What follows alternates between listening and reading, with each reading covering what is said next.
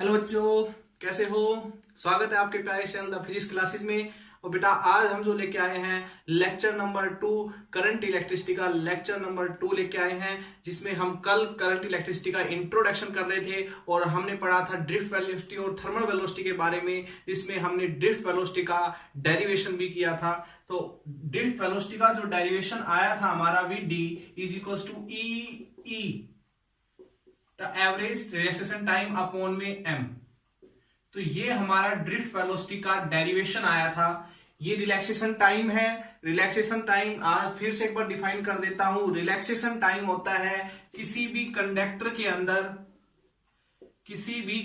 के अंदर जब कोई इलेक्ट्रॉन मूव करता है opposite to the electric field की डायरेक्शन के अपोजिट, अप्लाइड इलेक्ट्रिक फील्ड की डायरेक्शन के अपोजिट मूव करता है, ठीक है। तो वो इलेक्ट्रॉन बहुत सारे दूसरे एटम से, पॉजिटिव चार्ज एटम से टकराता है, ठीक है। और ये इस तरीके से ऐसे मूव करता है अपनी मेन पोजीशन पर, तो इसको तो बोलते हैं थर्मल वेलोसिटी। लेकिन due to the electric field वो धीरे धीरे इलेक्ट्रिक फील्ड से क्या होता है, दूर जाता है, तो उसको बोलते हैं ड्रिफ्ट वेलोसिटी। जब ये इलेक्ट्रॉन यहां से चलता है तो इसकी वेलोसिटी थर्मल वेलोसिटी होती है, लेकिन वो धीरे धीरे इंक्रीज होती है due to external electric field.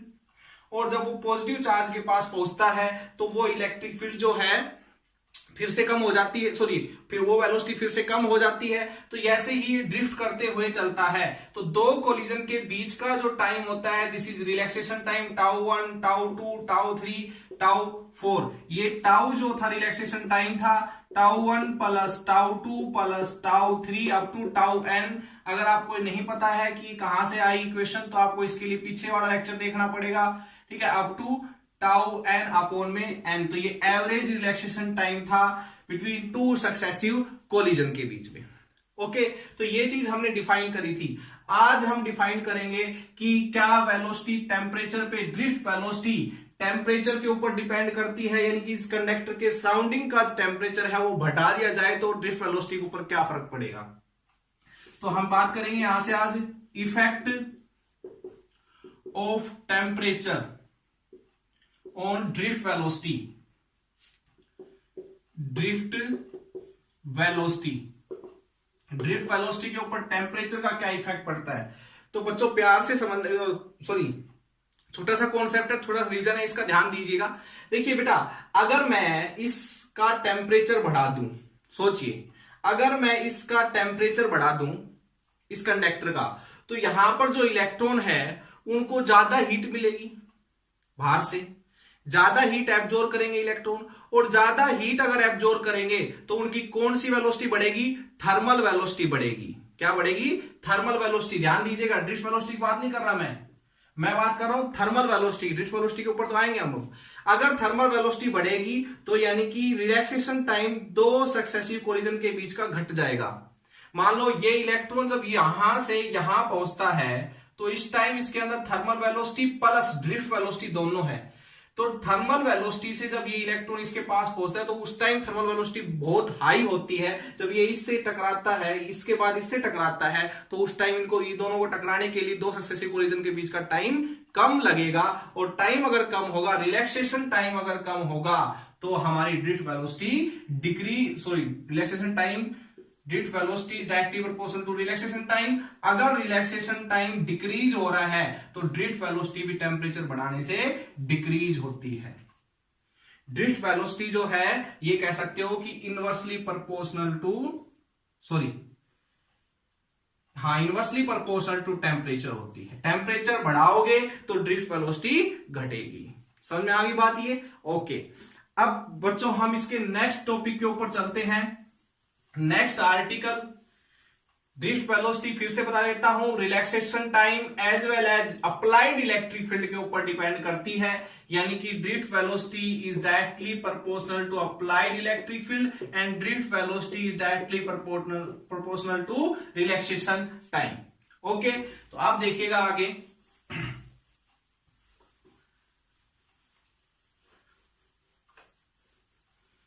Electron किसी भी कंडक्टर में दो वेलोसिटी से चलते हैं, थर्मल वेलोसिटी और ड्रिफ्ट वेलोसिटी। थर्मल वेलोसिटी बाहर के टेम्परेचर की जो हीट एब्जॉर्ब की है इलेक्ट्रॉन ने उससे उनको मिलती है, और ड्रिफ्ट वेलोसिटी उनको अप्लाइड इलेक्ट्रिक फील्ड से मिलती है। ओके, ये चीज आप लोगों ने ध्यान रखनी है। नेक्स्ट आर्टिकल है रिलेशन बिटवीन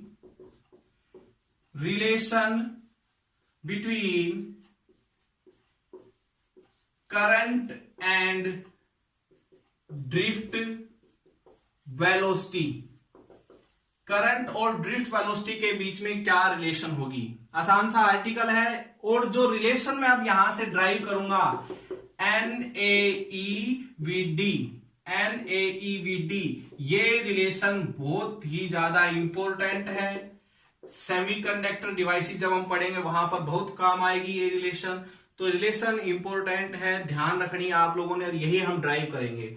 मान लीजिए बेटा एक कंडक्टर है, एक कंडक्टर हमने ले लिया यहां पर। इस कंडक्टर का area of cross section A मान लिया, लेंथ इसकी L मान ली, एक बैटरी से सेल से इसको कनेक्ट कर दिया, V पोटेंशियल डिफरेंस हमने अप्लाई करके, ठीक है, इसके ऊपर एक्सटर्नल इलेक्ट्रिक फील्ड हमने अप्लाई किया E। ये कंडक्टर जो है ये आइसोलेटेड नहीं है, ये वायर से कनेक्ट है, तो यहां पर इलेक्ट्रॉन एक्यूमुलेट नहीं होंगे, यहां पर पॉजिटिव चार्ज एक्यूमुलेट नहीं होगा, यानी कि अंदर कोई इलेक्ट्रिक फील्ड इसके इंड्यूस नहीं होगा। सो नेट इलेक्ट्रिक फील्ड अंदर 0 के इक्वल नहीं हो सकता। ये चीज आप लोगों ने ध्यान रखनी है। ओके बच्चों ध्यान दीजिए। अब इसके अंदर फ्री इलेक्ट्रॉन कितने हैं, पहले इस पे डिस्कस कर लेते हैं। इस कंडक्टर के अंदर फ्री इलेक्ट्रॉन कितने हैं? तो लेट मान के चलते हैं, let n be the number of free electron let n be the number of free electron per unit volume, ऐसे लिख लेते हैं, पर यूनिट वॉल्यूम। यानी कि एक यूनिट वॉल्यूम के अंदर, देखिए इस कंडक्टर का वॉल्यूम कितना है, एरिया ऑफ क्रॉस सेक्शन को अगर लेंथ से मल्टीप्लाई कर दूं, वॉल्यूम ऑफ कंडक्टर कितना होगा, A into L. A into L मान लीजिए थोड़ी देर के लिए 3 मीटर क्यूब ही है, थोड़ी देर के लिए मान लीजिए 3 मीटर क्यूब है। तो कहता है 1 मीटर क्यूब में हमने n नंबर ऑफ इलेक्ट्रॉन मान लिए। अच्छा, तो टोटल नंबर ऑफ इलेक्ट्रॉन कितने होंगे, total number of electron in conductor के अंदर टोटल नंबर ऑफ इलेक्ट्रॉन कितने होंगे भाई, एक यूनिट वॉल्यूम के अंदर है n, तो 3 मीटर क्यूब के अंदर कितने होंगे, n से मल्टीप्लाई कर दो, यानी ये कह सकते हो NaLe, total number of electron निकल के आ गए। ठीक है, ये आ गया हमारे पास टोटल नंबर ऑफ इलेक्ट्रॉन। ये मान के चलिए पूरे कंडक्टर के अंदर कितने हैं। अच्छा, अब इस कंडक्टर में इतने इलेक्ट्रॉन है, तो इस कंडक्टर के ऊपर चार्ज कितना है, तो charge in conductor, total charge कितना प्रेजेंट है इस कंडक्टर के अंदर। बेटा चार्ज कैसे निकाला जाता है, चार्ज निकालने का फॉर्मूला होता है Ne, यानी यहां पर कैपिटल N ले लीजिए आप, N capital E, sorry capital N into E, तो चार्ज निकल के आ जाएगा, कैपिटल N कितना है, NaLe। ये आ गया आपके पास total number of charge. Okay बच्चों ध्यान दीजिए, जब ये इलेक्ट्रॉन, मान लीजिए ये इलेक्ट्रॉन इधर से इधर शिफ्ट करेंगे, सॉरी इधर से इधर की साइड शिफ्ट करेंगे, तो ये इलेक्ट्रॉन किस वेलोसिटी से यहां तक पहुंचेंगे, मुझे ये बताइए। और इस एक इलेक्ट्रॉन की ही बात कर लेते हैं, चलो एक इलेक्ट्रॉन यहां से यहां तक पहुंचा, उसकी जगह दूसरा इलेक्ट्रॉन आ जाएगा, एक इलेक्ट्रॉन यहां से यहां तक पहुंचेगा, फिर उसकी जगह तीसरा इलेक्ट्रॉन आ जाएगा, तो ऐसे चलता रहता है कंटिन्यूअस सिस्टम। तो यहां पर क्या है कि यहां से यहां तक कितने टाइम में इलेक्ट्रॉन पहुंचता है ये निकालना। टाइम निकालने का फॉर्मूला क्या होता है, टाइम निकालने का डिस्टेंस, यानी कि L, टाइम निकालने का फॉर्मूला डिस्टेंस अपॉन में ड्रिफ्ट वेलोसिटी, क्योंकि इलेक्ट्रॉन यहां से यहां ड्रिफ्ट वेलोसिटी से पहुंच रहा है, थर्मल वेलोसिटी से तो अपनी मेन पोजीशन पर तेज तेज स्पीड से मूव करता रहता है। तो टोटल लेंथ अपॉन में टोटल वेलोसिटी ऑफ इलेक्ट्रॉन, तो यहां से टाइम आ गया। ठीक है, ये दो हमारे पास इक्वेशंस आ गई, एक तो ये और एक ये। अब ध्यान दीजिएगा, मैं यहां साफ कर देता हूं इसको। आपको करंट की डेफिनेशन पता है बच्चों, करंट होता है चार्ज अपॉन में टाइम, और चार्ज कितना है यहां पर, NaLe अपॉन में NaLe, और अपॉन में L अपॉन में VT, तो L से L कैंसिल, VT ऊपर चला जाएगा, तो I की वैल्यू क्या आ गई, NaEVD. It is the relation between current and drift velocity. So we can say that current is directly proportional to drift velocity. यानी कि जितनी ज्यादा ड्रिफ्ट वेलोसिटी उतना ही ज्यादा सर्किट के अंदर करंट, यानी कि current is does not depend on thermal velocity, current is depend on only drift velocity. Clear ये चीज? ओके, तो ये आपके पास, और उतार लीजिए इसको मैं साफ कर देता हूं.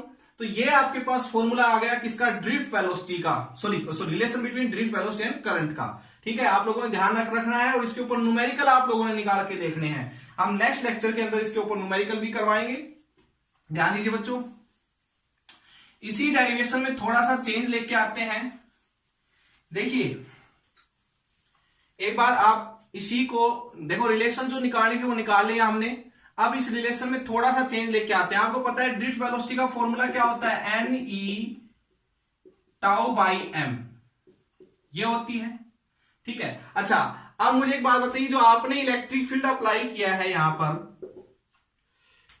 पोटेंशियल डिफरेंस कितना है V, टोटल लेंथ L से इसको डिवाइड कर दे, तो ये रिलेशन होती है. हम कई बार लिखते हैं ना V is equal to E into dx, ये रिलेशन नहीं लिखते हैं. dV is equal to E into dx लिखते हैं, ये रिलेशन हम कई बार लिखते हैं. ठीक है, तो ये रिलेशन यही है. आपके पास dx से नीचे आ जाएगा, तो टोटल पोटेंशियल डिफरेंस तो हमने V माना है, तो V रख देंगे इसकी जगह. dx नीचे आएगा, टोटल लेंथ कितनी है L लेंथ के ऊपर, L लेंथ के कंडक्टर के ऊपर V पोटेंशियल डिफरेंस अप्लाई किया, E इलेक्ट्रिक फील्ड अप्लाई किया, तो रिलेशन ये आ जाएगी. तो यहां से उठा के E की वैल्यू यहां पर रख देंगे, तो यहां से VD की वैल्यू क्या आएगी, EV τ/mL, EV τ/mL. बेटा इसको उठा के यहां पर रखना VD की वैल्यू, तो I की वैल्यू क्या आएगी, यहां से NaE इंटू में EV τ/mL. ध्यान दीजिए, NaE स्क्वायर V τ/mL. ठीक है, तो बेटा ये भी एक रिलेशन, एक फॉर्मूला हो गया. ठीक है, ये फॉर्मूला भी आप कई बार न्यूमेरिकल में यूज हो जाता है, तो इसको भी आप लोगों ने ध्यान रखना है. इस न्यूमेरिकल, इस फॉर्मूले को आप रिटर्न कर लीजिए, क्योंकि आगे ये जो ओम्स लॉ पढ़ लेंगे उसके बाद इस फॉर्मूले का भी यूज है. ओके बच्चों, तो ध्यान दिया आपने. हमने relation between current and drift velocity निकाली. Current is directly proportional to drift velocity हमारे यहां से निकल के आया. ओके, नेक्स्ट आर्टिकल की तरफ बढ़ते हैं. आज इसका इंट्रोडक्शन हम कंप्लीट करवाएंगे इस लेक्चर में. न्यूमेरिकल करवाएंगे हम नेक्स्ट लेक्चर में, इसी के ऊपर बेस्ड, इन फॉर्मूलों के ऊपर बेस्ड जो आज हमने पढ़े हैं ड्रिफ्ट वेलोसिटी और current, relation between current and drift velocity के बीच. ठीक है, ओके, ध्यान दीजिए. नेक्स्ट जो टॉपिक है हमारा वो है current density. Current density, current density को बेटा J से डिनोट करते हैं, और it is a vector quantity. क्या होती है करंट डेंसिटी, और ये वेक्टर क्वांटिटी क्यों होता है, ये आज हमने पढ़ना है. देखिए, हम बार बार एक कंडक्टर लेके चल रहे हैं. कंडक्टर किसी भी शेप का होता है. नॉर्मली हम फिजिक्स के अंदर सिलेंड्रिकल शेप ले लेते हैं, ताकि कोई दिक्कत नहीं आई, क्योंकि अच्छी तरह से हर चीज डिफाइन हो जाती है इसके ऊपर. ठीक है, फिजिक्स में स्टीफन हॉकिंग ने कहा था कि एक ऐसे फॉर्मूले को जनरेट कीजिए, एक ऐसे फॉर्मूले को जनरेट कीजिए जिससे सब कुछ निकल के आ जाता है. तो ऐसी ही हमने एक शेप जनरेट कर रखी है. ज्यादातर क्वेश्चंस में हम सिलेंड्रिकल ही कंडक्टर मानकर चलते हैं. अब ध्यान दीजिए, आपने इलेक्ट्रिक फील्ड E अप्लाई किया, पोटेंशियल डिफरेंस V अप्लाई किया. ठीक है, तो ये सारी चीजें अप्लाई करने के बाद इलेक्ट्रॉन मूव कर रहे हैं आपके इस साइड, इलेक्ट्रॉन मूव कर रहे हैं ऐसे ड्रिफ्ट वेलोसिटी VD से. अच्छा, करंट डेंसिटी क्या है? अच्छा, ये जो हमने यहां पर लिया है कंडक्टर, इसकी जो लेंथ है L और area of cross section A मान के चल रहे हैं. ठीक है, अब देखिए बेटा, करंट डेंसिटी, एक्चुअल में डेंसिटी का मीनिंग क्या होता है कि कितने एरिया या कितने वॉल्यूम या कितनी लेंथ में से कोई चीज होके निकलती है, या कह सकते हो कितनी उस चीज में प्रेजेंट है, कितने एरिया में कोई चीज कितनी प्रेजेंट है. तो ऐसे ही ये कह सकते हो कि हम जब करंट को नापने लगे तो करंट की डायरेक्शन हमारी ये होती है. तो ये हम एक छोटा सा एक यहां पर बीच में एक ऐसे बना लेते हैं, या हम एक इसका छोटा सा हिस्सा बाहर निकाल लेते हैं ऐसे. ठीक है, ये डी ए एरिया है, स्मॉल एरिया, एरिया वेक्टर लिखना है तो इसके परपेंडिकुलर होगा आपका एरिया वेक्टर, ठीक है, ये ले लिया। या फिर इसके पूरे की बात करें तो इसमें एरिया वेक्टर परपेंडिकुलर टू, इसमें साफ करके लिख देता हूं ताकि आपको दिखाई दे जाए। ये हमारे पास एरिया क्रॉस सेक्शन ए था, इसके ऊपर अगर मैं लिखूं तो ये आ जाएगा आपका एरिया वेक्टर, ठीक है बेटा। अगर इस साइड करंट फ्लो कर रहा है तो मैं कहूं कि इसके यूनिट वो एरिया के अंदर से कितना करंट पास होता है, this is called current density. यानी ये कह सकते हो कि J total current flow through area of cross section A, कि इसने एरिया ऑफ क्रॉस सेक्शन के अंदर से कितना करंट पास होके निकलता है, this is called current density, ठीक है। और एरिया क्या है, एक वेक्टर क्वांटिटी है जो किसकी डायरेक्शन में है, करंट की डायरेक्शन में। देखिए करंट की डायरेक्शन भी इधर ही है। हम इतने बड़े कंडक्टर की बात नहीं करते, सिर्फ हम इतने इतने की बात कर रहे हैं। तो अगर इतने की बात कर रहे हैं तो एरिया यहां पर वेक्टर क्वांटिटी, जिसकी वजह से करंट भी एक वेक्टर क्वांटिटी बढ़ता है कि नहीं बढ़ता है। स्मॉल पॉइंट के ऊपर करंट हमेशा एक वेक्टर क्वांटिटी होता है, इसलिए इसको टेंसर क्वांटिटी बोला गया है करंट को, क्योंकि इसकी डायरेक्शन डिफाइंड नहीं होती। बहुत बड़े कंडक्टर के लिए इसकी डायरेक्शन डिफाइंड है अगर एक स्मॉल पॉइंट के ऊपर देखी जाए तो, ठीक है।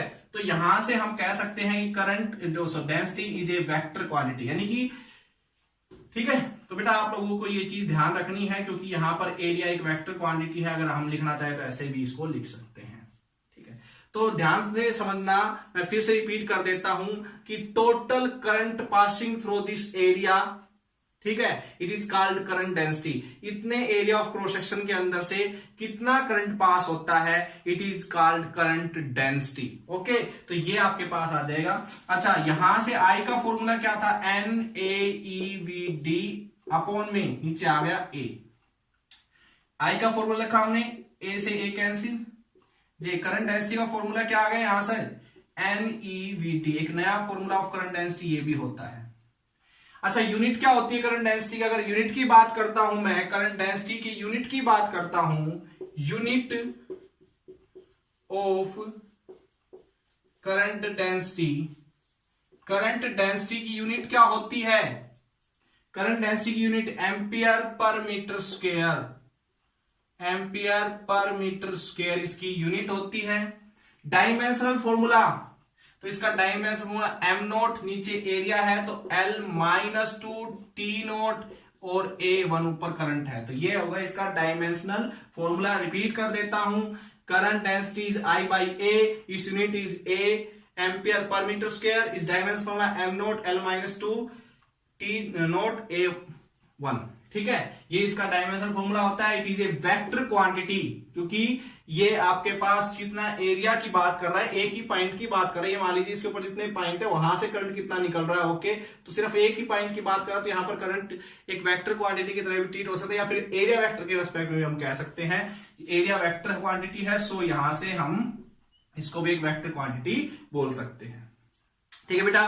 तो ये चीज समझ में आ गई आपको। देखिए, अगर मैं इसको इधर लेके आता हूं, यहां पर भी देख लीजिए एक बार, तो जे डॉट ए, क्योंकि ये ए अगर इधर आता है तो डॉट प्रोडक्ट इनके बीच में होगा, और दो वेक्टर क्वांटिटी के बीच का डॉट प्रोडक्ट हमेशा स्केलर क्वांटिटी देता है। तो यहां से भी प्रूव हो गया कि करंट एक स्केलर क्वांटिटी होता है। क्लियर? तो ये चीज थी हमारे पास करंट डेंसिटी तक। आई थिंक आपको ये चीज समझ में आ गई होगी बेटा। हम इसी के ऊपर न्यूमेरिकल नेक्स्ट लेक्चर के अंदर निकालेंगे। जब तक के लिए ऑल दी बेस्ट।